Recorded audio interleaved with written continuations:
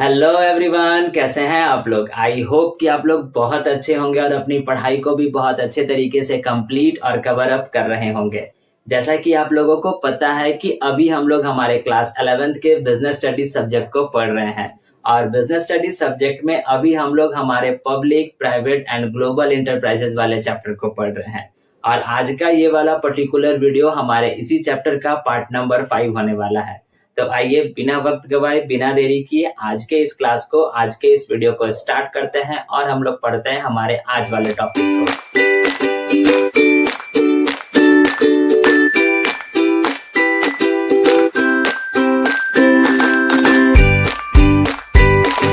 मैंने अभी आपको बताया कि आज के इस क्लास में हम लोग हमारे public, private and global enterprises वाले चैप्टर के पार्ट नंबर 5 को पढ़ेंगे।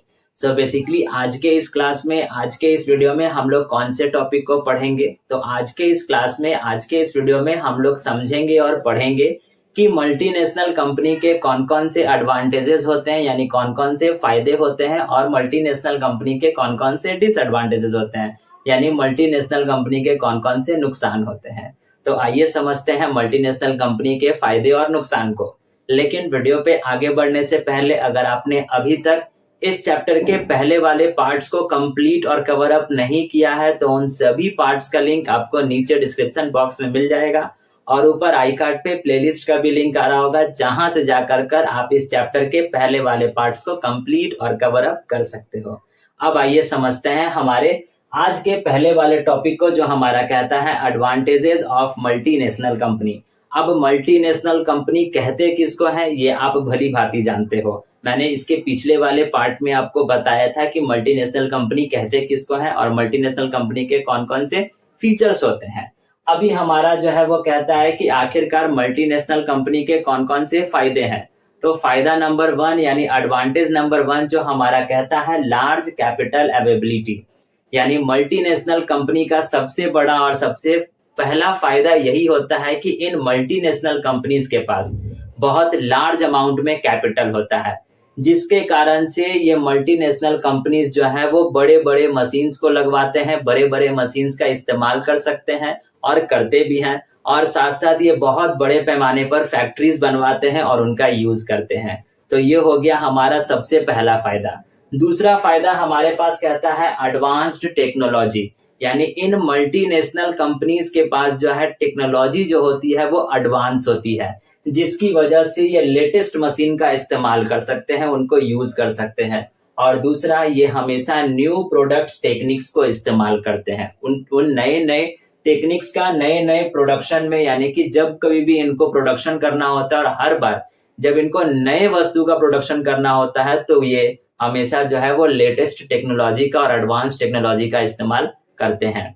तो ये था हमारे पास दूसरा वाला फायदा। अब हम लोग पढ़ते हैं हमारे तीसरे वाले फायदे को, जो हमारा कहता है एम्प्लॉयमेंट अपॉर्चुनिटीज।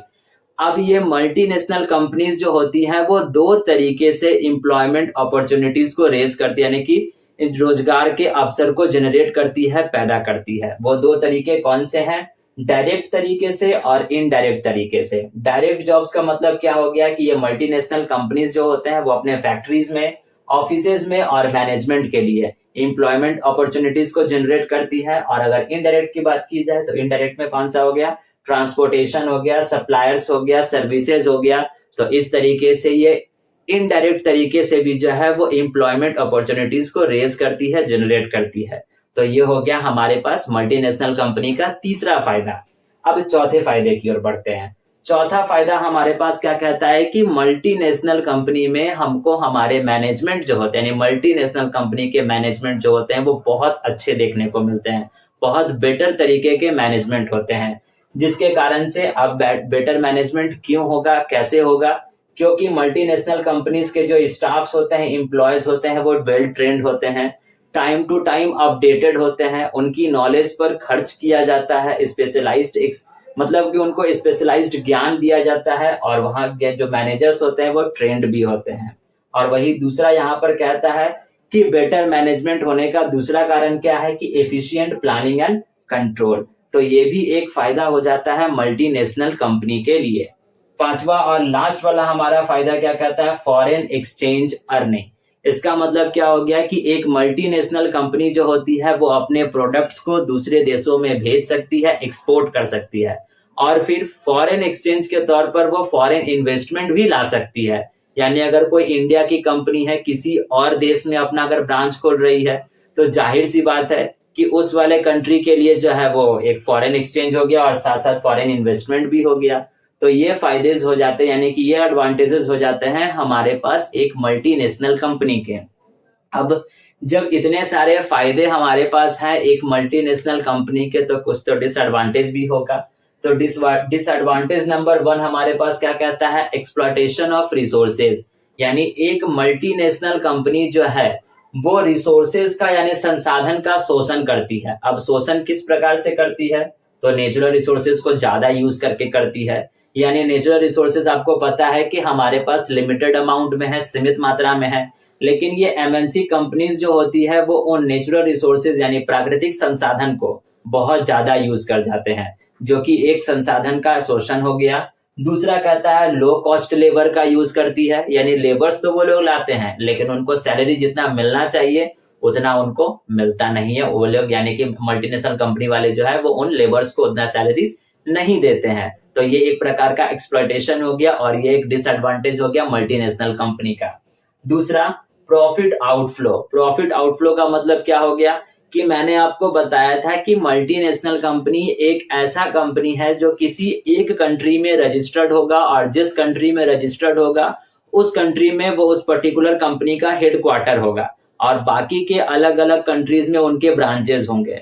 तो जिस ब्रांच में या जिस कंट्री में इसको प्रॉफिट होगा तो वो प्रॉफिट सीधा सीधा अपने हेडक्वार्टर मंगवा लेंगे, जो कि यहाँ पे कहता है कि प्रॉफिट और रॉयल्टी ये सीधा सीधा अपने हेडक्वार्टर्स में मंगवा लेते हैं, यानी कि हेडक्वार्टर वाले कंट्री में मंगवा लेते हैं, जिससे जिस भी कंट्री के ब्रांच में जो प्रॉफिट हुआ होगा वहां पर ज्यादा बेनिफिट उन लोगों को देखने को नहीं मिलेगा। तो ये भी एक प्रकार का डिसएडवांटेज हो जाता है एक मल्टीनेशनल कंपनी के तौर पे। उसके बाद तीसरा कहता है हमारे पास थ्रेट टू स्मॉल एंटरप्राइजेस। अब आपको इतना पढ़ने के बाद ये तो समझ में आ गया होगा कि मल्टीनेशनल कंपनी जो है वो बहुत बड़े पैमाने पर काम करती है, ये एक लार्ज स्केल इंडस्ट्रीज है। जब ये एक लार्ज स्केल इंडस्ट्रीज है तो आपको पता है कि हमारे पास स्मॉल स्केल इंडस्ट्री भी होते हैं। तो इन मल्टीनेशनल कंपनी की वजह से जो स्मॉल स्केल इंडस्ट्रीज जो होते हैं उन पर एक खतरा मंडरा जाता है, जो कि स्मॉल स्केल इंडस्ट्रीज जो होते हैं वो कभी कभी बंद भी हो जाते हैं इन मल्टीनेशनल कंपनीज की वजह से। तो ये भी एक प्रकार का डिमेरिट हो जाता है मल्टीनेशनल कंपनी का। लास्ट वन कहता है पॉलिटिकल इन्फ्लुएंस। अब इन मल्टीनेशनल कंपनी के पास पैसा बहुत ज्यादा, पावर बहुत ज्यादा, तो इनको पॉलिटिकल सपोर्ट भी मिल जाता है, जिसके कारण से बहुत बार ऐसा देखने को मिलता है कि ये रूल्स भी चेंज कर देते हैं, यानी कि पॉलिटिकल इन्फ्लुएंस की वजह से जो है वहां पर रूल्स भी बदले जा सकते हैं या बदल दिए जाते हैं, क्योंकि उनको अमाउंट मिल जाता है, पैसा मिल जाता है। तो वही देखिए यहाँ पर लिखता है एमएनसीज जो होते हैं वो अपने फायदे के लिए रूल्स बनवाने की कोशिश करते हैं, तो ये भी एक सबसे बड़ा डिमेरिट हो जाता है।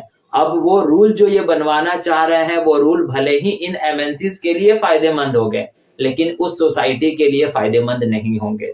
तो ये एक डिसएडवांटेज हो गया एमएनसी का।